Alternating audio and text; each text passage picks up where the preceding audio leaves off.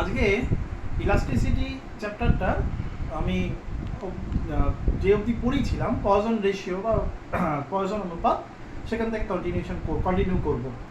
তো দেখো আমরা আজকে যেটা নিয়ে আলোচনা করবো সেটা হচ্ছে limiting value of poison ratio বা পয়জন অনুপাতের সীমামান। তো আমরা একটা কথা বলি, সেটা হচ্ছে দেখেছিলাম যে সিগমা মানে হচ্ছে, সিগমাটা এরকম ছিল, সিগমা ইকুয়ালস টু হয় minus delta D by D divided by delta L by L. এটা ছিল হচ্ছে সিগমার ভ্যালু, যেখানে এই ডেল্টা ডি বাই ডিটা ছিল হচ্ছে পার্শ্বীয় বিকৃতি বা ল্যাটারাল স্ট্রেন, আর ডেল্টা এল বাই এল ছিল হচ্ছে অনুদৈর্ঘ্য বিকৃতি বা লংগিচুডিনাল স্ট্রেন। তো এবারে আমরা এর সঙ্গে আরও কিছু যে জিনিসগুলো পড়েছিলাম, যেমন তোমার পড়েছিলাম ইয়াং গুণাঙ্ক, ইয়াংস মডিউলাস, বাল্ক মডিউলাস বা আয়তন বিকৃতি গুণাঙ্ক, রিজিডিটি মডিউলাস বা দৃঢ়তা গুণাঙ্ক। এগুলোর মধ্যে একটা সম্পর্ক আছে, সেই সম্পর্কটা কি সেটা আমরা এখন আলোচনা করব। সেটা হচ্ছে এরকম, দেখো আমরা জানি আমরা জানি এই প্রমাণ তোমাদের সিলেবাসের মধ্যে নেই, কিন্তু সম্পর্কগুলো মনে রাখতে হবে, অঙ্কের জন্য গায়ে লাগবে প্লাস এই প্রমাণটার জন্য গায়ে লাগবে। y ইকুয়াল টু হয় 3k into 1 minus 2 sigma, this is equation 1। আচ্ছা এইটা মুছে দিচ্ছি, এটা এর মধ্যে নেই, এটা বোঝানোর জন্য লিখেছিলাম। y ইকুয়ালস টু হচ্ছে 3k into 1 minus 2 sigma, and আর একটা সম্পর্ক হয়, সেটা হচ্ছে y equal to 2 eta into 1 plus sigma. একটু বুঝিয়ে দিই। প্রথমটা হচ্ছে y equal to 3k into 1 minus 2 sigma. y মানে ইয়ং গুণাঙ্ক, ইয়াংস মডিউলাস, k মানে হচ্ছে বাল্ক মডিউলাস, সিগমা হচ্ছে পয়জন রেশিও, আর ইটা মানে এখানে হচ্ছে রিজিডিটি মডিউলাস বা দৃঢ়তা গুণাঙ্ক। এইবার একটা জিনিস তোমরা দেখো, এই যে সম্পর্ক এখান থেকে ইকুয়েশন 1 এবং ইকুয়েশন 2 এর বোথ সাইডেরই লেফট হ্যান্ড মানে দুটো ইকুয়েশনেরই LHS অর্থাৎ লেফট হ্যান্ড সাইডটা সেম আছে, তাহলে ন্যাচারালি ওদের রাইট হ্যান্ড সাইডগুলো সেম হবে। তাহলে therefore from 1 and 2 we get 1 আর 2 থেকে পাই 3k into 1 minus 2 sigma is equals to 2 eta into 1 plus sigma। এটা হচ্ছে পেলাম। এইবার দেখো আমরা সিগমার যখন ভ্যালু ডিসকাস করবো, ভ্যালু লিমিটিং ভ্যালু নিয়ে আলোচনা করবো, তখন কিছু কেস কনসিডার করবো। If sigma greater than plus 1, যদি সিগমার মানটা প্লাস 1 থেকে বড় হয়, তাহলে কি হবে?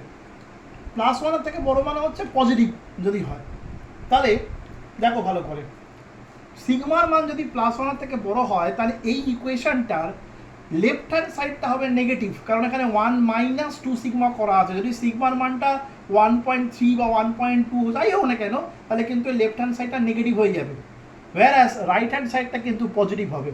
সেটা কিন্তু হতে পারে না, আমি সেটা লিখে দিচ্ছি। therefore এটাকে যদি ইকুয়েশন নাম্বার 3 বলি, তাহলে কি হচ্ছে দেখো,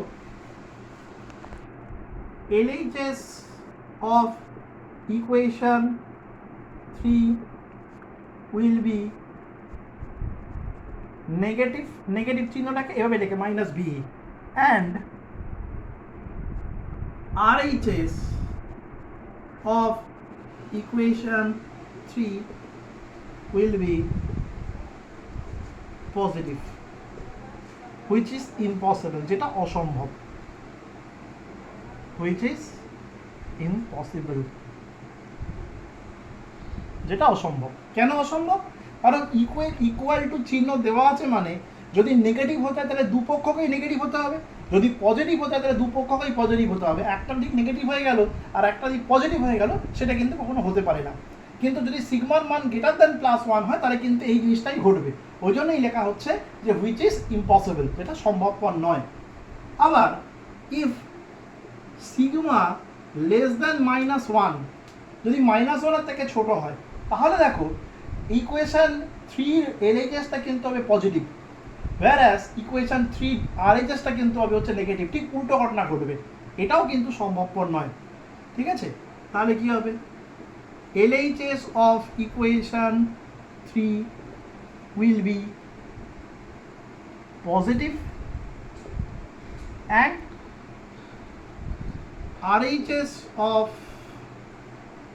equation 3 will be negative, which is impossible.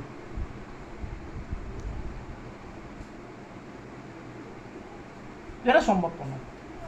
তাহলে LHSটা হচ্ছে গ্রেটার দ্যান -1 আর RHSটা হচ্ছে তোমার সরি LHS ভুল বললাম, সিগমা ভ্যালু যদি লেস দ্যান -1 হয় তাহলে এটা এই দিকটা পজিটিভ হয়ে যাবে, তাহলে LHSটা পজিটিভ হয়ে যাবে, কিন্তু RHSটা নেগেটিভ হবে, সেটাও কিন্তু সম্ভবপর নয়।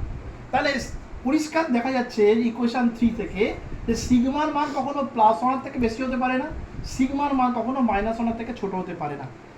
তাহলে কি হতে পারে, therefore limiting value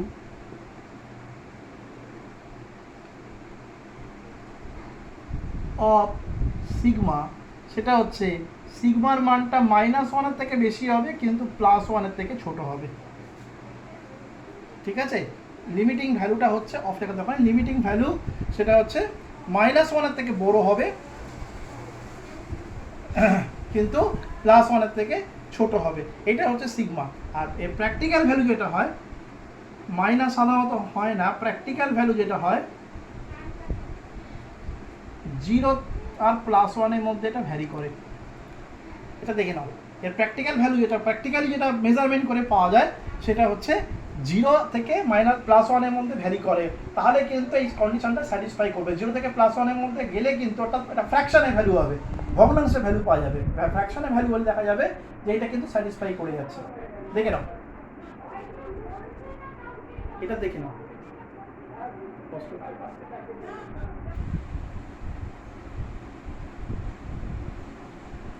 দেখে নাও ভিডিওটা একটু ভালো করে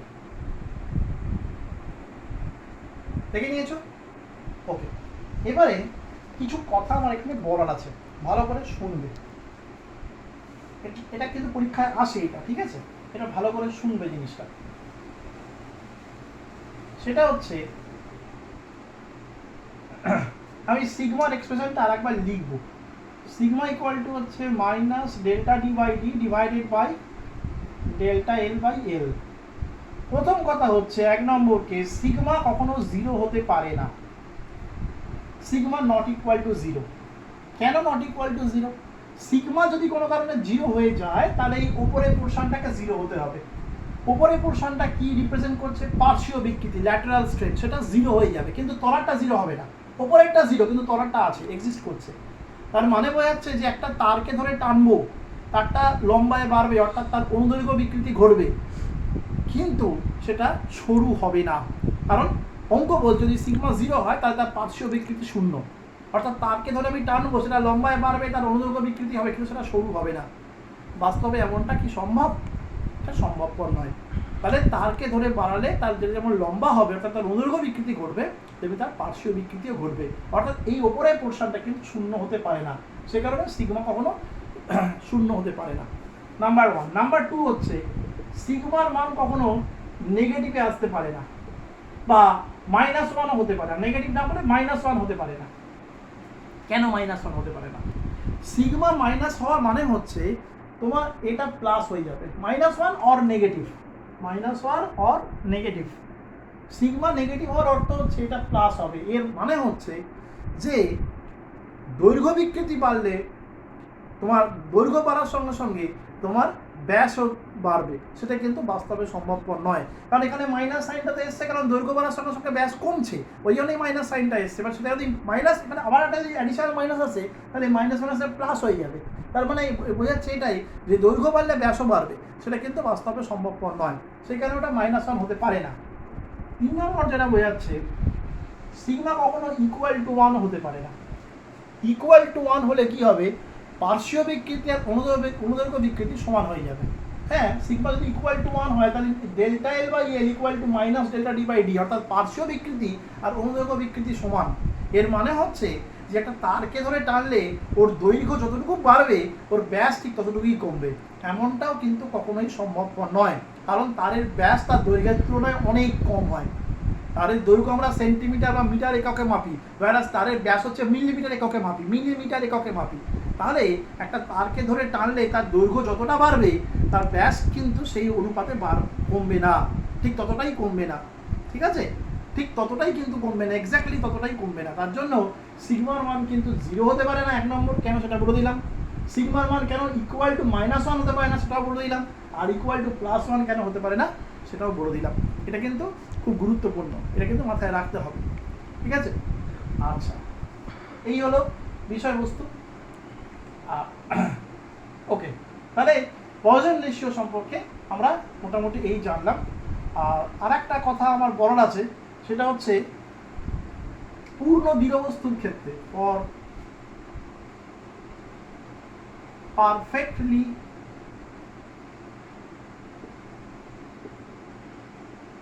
রিজিড বডি, পূর্ণ দৃঢ় বস্তুর ক্ষেত্রে সিগমা ইকুয়াল টু ইনফাইনাইট, অসীম, সিগমাও অসীম হবে এবং y ইকুয়াল টু ইনফাইনাইট হবে, y ইয়ং গুণাঙ্ক হবে হচ্ছে অসীম, ঠিক আছে।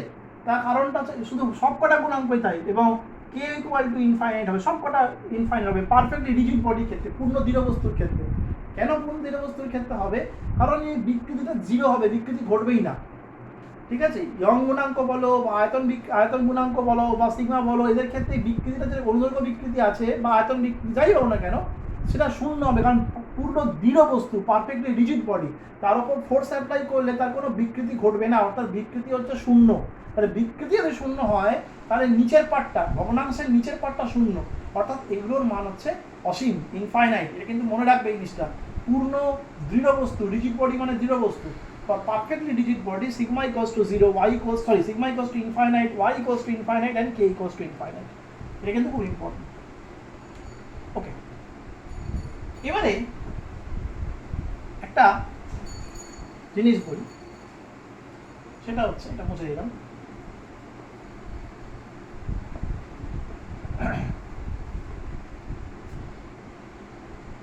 ভীষণ ইম্পর্টেন্ট একটা জিনিস করাবো, IMP, elastic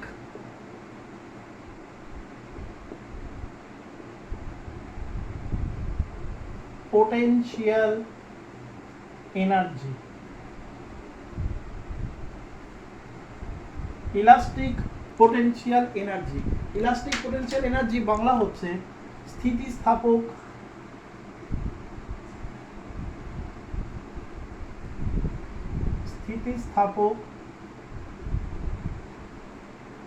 স্থিতিশক্তি, elastic potential energy, স্থিতিস্থাপক স্থিতিশক্তি। বেশ, এখানে এই যে টার্মটা আমি বললাম স্থিতিস্থাপক স্থিতিশক্তি, তো প্রশ্ন আসতেই পারে যে স্থিতিশক্তি জিনিসটা কি, হোয়াট ইজ পোটেনশিয়াল এনার্জি, স্থিতিশক্তি কি জিনিস। স্থিতিশক্তি মানে হচ্ছে, মনে রাখবে যে কোনো বস্তুর আইদার শেপ মানে হচ্ছে আকার বা আকৃতি, অর পজিশন মানে হচ্ছে অবস্থান, যদি পারিপার্শ্বিকের সাপেক্ষে চেঞ্জ করা হয়, তাহলে ওই বস্তুর মধ্যে যে শক্তি সঞ্চিত হয় সেটাকে আমরা বলছি হচ্ছে ওর পোটেনশিয়াল এনার্জি বা স্থিতিশক্তি। আমি আরেকবার রিপিট করছি, পারিপার্শ্বিকের সাপেক্ষে যদি কোনো বস্তুর আইদার শেপ মানে হয় ওর আকৃতি অথবা আকার অথবা অবস্থান অর পজিশন যদি চেঞ্জ করা হয় পারিপার্শ্বিকের সাপেক্ষে, তাহলে ওই বস্তুর মধ্যে যে শক্তি সঞ্চিত হয় সেটাকে আমরা বলবো হচ্ছে স্থিতিশক্তি। এবার এই ইলাস্টিক কথাটা এসছে এই কারণে যে স্থিতিস্থাপক ধর্মের বিরুদ্ধে গিয়ে যদি কাজটা করা হয়, হয় তার আকার চেঞ্জ করছি বা তার অবস্থানে চেঞ্জ করছি, তাহলে সেইখানে যে স্থিতিশক্তি বস্তুর মধ্যে সঞ্চিত হবে তার নাম হচ্ছে স্থিতিস্থাপক স্থিতিশক্তি। একটা উদাহরণ দিলে বুঝতে পারবে, একটা স্প্রিংকে ধরে আমি টেনে ছেড়ে দিলাম, স্প্রিংটা ওপর দিকে উঠে গেল, তাহলে স্প্রিংকে ধরে টানলাম, ছেড়ে দিলে ওপর দিকে উঠে গেল, তার মানে হচ্ছে, দেখো বোঝার চেষ্টা করো, স্প্রিংকে যখন আমি টানলাম, আমি ফোর্স দিয়েছি, স্প্রিংটা দৈর্ঘ্য বৃদ্ধি হয়েছে। সেকেন্ড ক্ষেত্রে যখন আমি ছেড়ে দিলাম, স্প্রিংটা কিন্তু ওপর দিকে নিজে উঠেছে, অর্থাৎ সেকেন্ড ক্ষেত্রে কিন্তু নিজে কাজটা করেছে। একটা কথা বলি তোমাদের, কোনো সিস্টেম কিন্তু নিজে কখনো কাজ করতে পারে না যদি না তার মধ্যে কিছু পরিমাণ এনার্জি স্টোর থাকে। এনার্জি ছাড়া একটা সিস্টেম কখনোই নিজে কাজ করতে পারে না। প্রথম ক্ষেত্রে আমি ফোর্স দিয়েছিলাম এবং সেই ফোর্সের জন্য স্প্রিংয়ের সরণ হয়েছিল নিচের দিকে, ডিসপ্লেসমেন্ট হয়েছিল এবং সেটা একটা ওয়ার্ক ডান করেছিল। দ্বিতীয় ক্ষেত্রে আমি যখন ফোর্সটাকে রিমুভ করে দিলাম, তখন কিন্তু ও নিজেই ওপরে উঠে চলে গেল, সেক্ষেত্রে ওয়ার্ক ডান হয়েছে। কিন্তু সেটা নিজে নিজে করেছে। নিজে নিজে কখনো কোনো কাজ হয় না, এটা মনে রাখবে। এটা যে ঘটনাটা ঘটেছে সেটা হচ্ছে কি, প্রথম ক্ষেত্রে যে ফোর্সটা দিয়েছি তার ডিসপ্লেসমেন্ট হয়েছে, ওয়ার্ক ডান হয়েছে, এই ওয়ার্ক ডানটা হয়েছে এগেনস্ট ইটস ইলাস্টিক প্রপার্টি, ওর স্থিতিস্থাপক ধর্মের বিরুদ্ধে। কি করে বুঝলাম স্থিতিস্থাপক ধর্মের বিরুদ্ধে? কারণ ওর আকৃতির পরিবর্তন ঘটিয়েছি, স্ক্রিনটাকে টেনে লম্বা করেছি, ওর আকারের পরিবর্তন ঘটিয়েছি। এই পরিবর্তনটা ঘটিয়েছি মানেই ওর মধ্যে কিছু এনার্জি স্টোর হয়ে গেছে। কি এনার্জি? পোটেনশিয়াল এনার্জি, অর্থাৎ স্থিতিশক্তি স্টোর হয়ে গেছে। এবং সেই স্থিতিশক্তি স্টোর ছিল বলেই সেকেন্ড ক্ষেত্রে আমি যখন ফোর্সটাকে রিমুভ করে দিলাম তখন কিন্তু ওই স্টোরেড এনার্জির জন্যই কিন্তু ও নিজে নিজে ওয়ার্কডানটা করতে সক্ষম হলো। এটাকে বলবো আমরা ইলাস্টিক পোটেনশিয়াল এনার্জি, যেহেতু স্থিতিস্থাপক ধর্মের বিরুদ্ধে গিয়ে কাজটা করানো হয়েছে, কারণ ও লম্বা হতে চায়নি, যার জন্য ওকে যখন ছেড়ে দিলাম ও আবার আগের জায়গায় ফিরে গেছে। সেটা হচ্ছে due to its elastic property, ওর নিজস্ব স্থিতিস্থাপক ধর্মের জন্য এমনটা ঘটেছে। ঠিক আছে? তো দেখো এই ক্যালকুলেশনটা আমরা করবো। কী করে করবো? আমরা একটা তার নিলাম, সেই তারটার লেন্থ হচ্ছে এল, এর ওপর কোনো ফোর্স কাজ করছে না, কোনো ফোর্স কাজ করছে না, এক্সটার্নাল ফোর্স কাজ করেনি, এফ ইকুয়াল টু 0 লিখেছি। এবারে সেই তারটার ওপর আমি একটা লোড চাপালাম, লোড মানে হচ্ছে ভার, এবং সেটাকে বললাম আমি এফ। এর ফলে তারটার দৈর্ঘ্য বৃদ্ধি হলো হচ্ছে এল প্লাস ডিএল। বেশ, তাহলে ইনিশিয়াল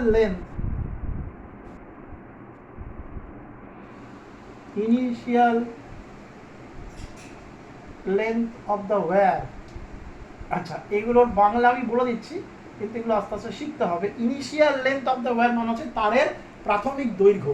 ঠিক আছে? L. Final length of the wire, তারের অন্তিম দৈর্ঘ্য এল প্লাস ডিএল, কারণ দৈর্ঘ্য বেড়েছে। ঠিক আছে? Area of cross section,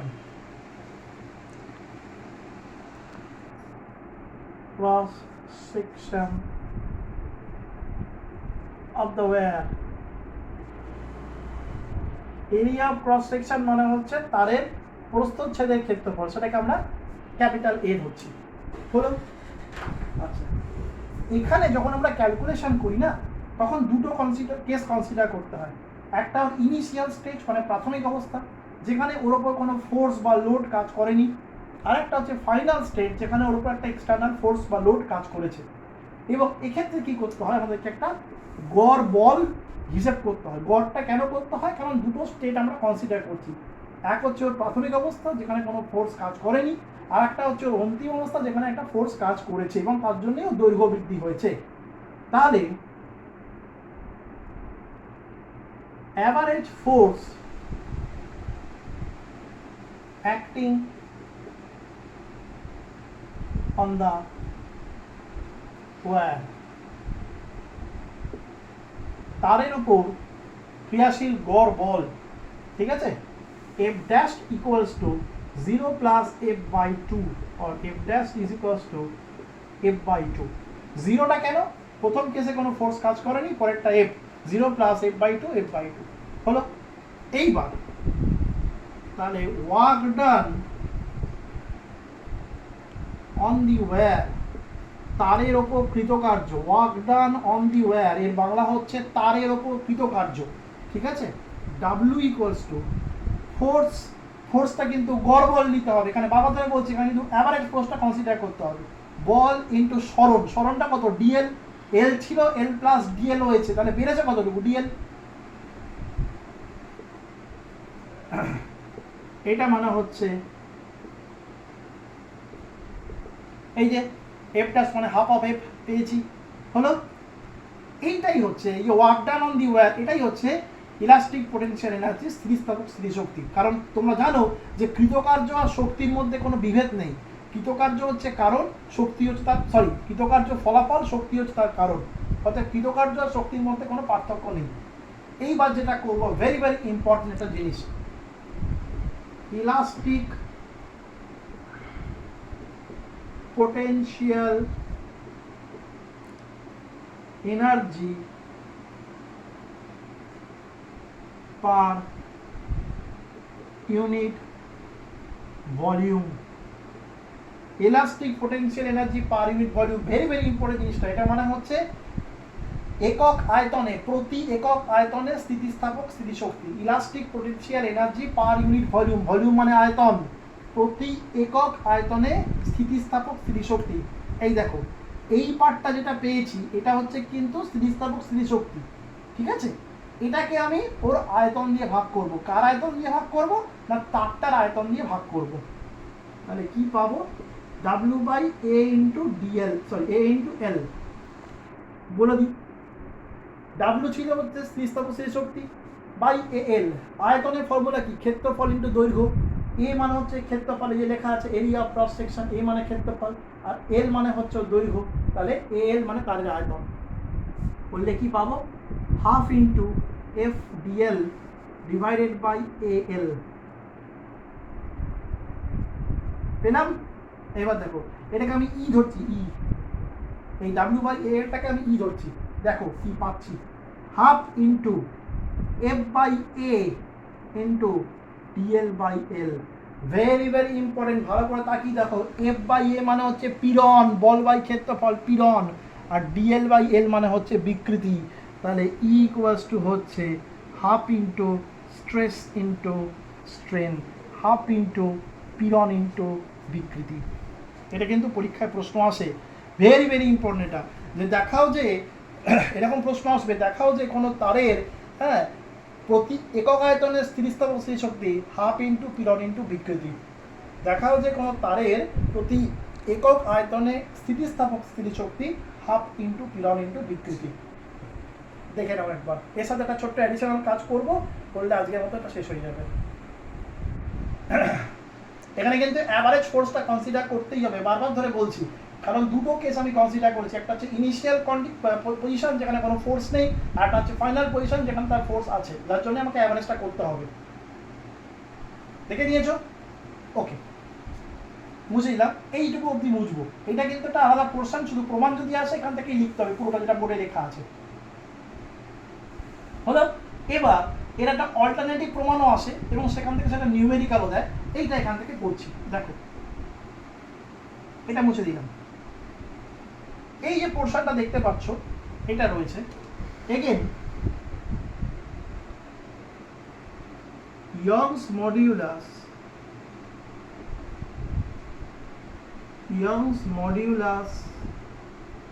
of the material of the wire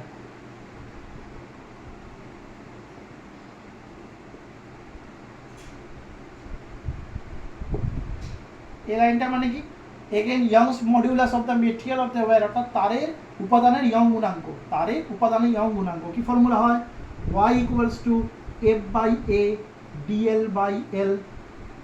এটাকে মডিফাই করলে হবে হচ্ছে y equals to F L by A DL. তাহলে এফ মানে কি?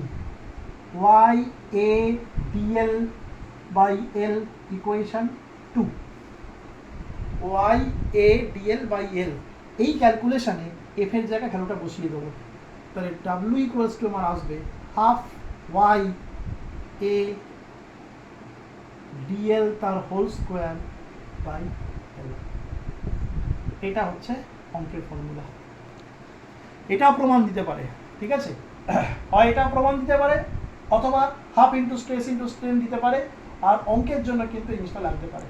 বিষয়টা একই রয়েছে, শুধু প্রমাণটা ঘুরিয়ে ফিরে দিতে পারে। ডাব্লিউ ইকুয়ালস টু দিতে পারে, যে বলতে পারো যে স্থিতিস্থাপক স্থিতিশক্তি ফর্মুলা হচ্ছে, দেখাও যে স্থিতিস্থাপক স্থিতিশক্তি হাফ ইন্টু ওয়াই ইন্টু এ ডিএল স্কোয়ার বা এক্স স্কোয়ার বাই এল, যেখানে এক্স হলো দৈর্ঘ্য বিকৃতি, এলটা হচ্ছে দৈর্ঘ্য, এটা ক্ষেত্রফল, সব বলে দিল। তখন তোমাকে এইখান থেকে এই লাইনটা করতে হবে। আর যদি বললো যে দেখাও যে একক আয়তনে তার স্থিতিস্থাপক স্থিতিশক্তি হাফ ইন্টু পীড়ন ইন্টু বিকৃতি, তখন এখান থেকে তার পরের স্টেপটা এটাকে আয়তন দিয়ে ভাগ করে কাজটা করতে হবে। এই হচ্ছে বিষয়বস্তু। আজকে এইটুকুই থাকবে। নেক্সট ক্লাসে আমরা স্প্রিংয়ের স্থিতিস্থাপকতা নিয়ে আলোচনা করবো এবং ওদিনকে পুরোটাই স্প্রিংয়ের উপরই আলোচনা হবে।